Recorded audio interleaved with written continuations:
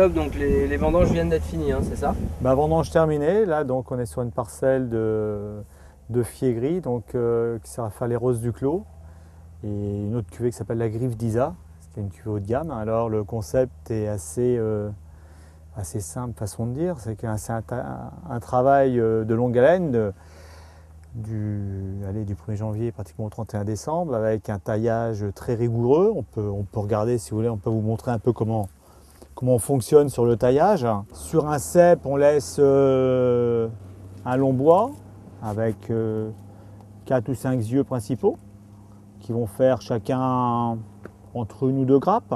Après, on fait ce qu'on appelle un rappel ici.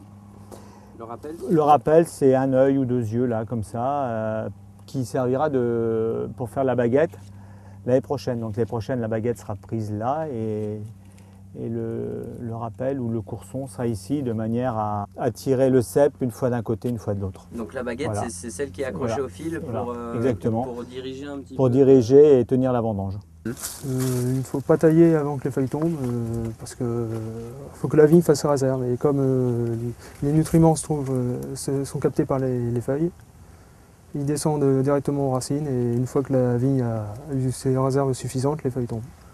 En résumé, c'est à peu près ça. D'accord. Et donc, après, on fait la taille. Vers le 15 novembre.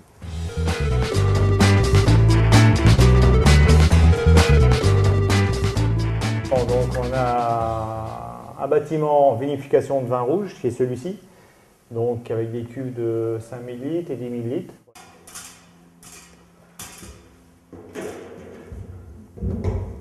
Alors attends, hop, un petit grain. Ça, c'est quelque chose que tu fais souvent, toi? J'aime bien, c'est marrant. C'est un côté pétillant, parlant, ça vaut bien les bonbons. Hein. Ok, ça c'était bonbons. Moi j'ai une cuve de bonbons. Bon bah là en cuve, bon, on sent il y a le gaz carbonique, hein, on sent l'ambiance. C'est du dioxyde.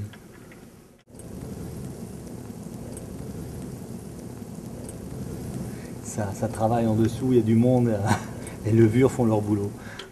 Le gaz carbonique, le gaz inodore qui est l'ennemi juré du vigneron, qui malheureusement tue tous les ans quelques passionnés du vin. Donc ici, vin rouge demande chaleur pour extraction de la couleur. Vin blanc et rosé demande plus de fraîcheur au niveau de la cave pour une fermentation lente de manière à développer un maximum d'arômes au niveau des vins. L'originalité, déjà c'est par rapport aux vignes que l'on a été voir tout à l'heure, c'est les sauvignons roses là. Ça, les sauvignons roses, on en cultive 2 hectares et je pense qu'il y en a 2 hectares sous le secteur d'Amboise et Chaumont même. Et on doit être 3 producteurs à en faire du fier. Les sauvignons roses, qu'est-ce qui te... Il donne les roses du clos, là, donc qui sont en fût à l'heure qu'il est.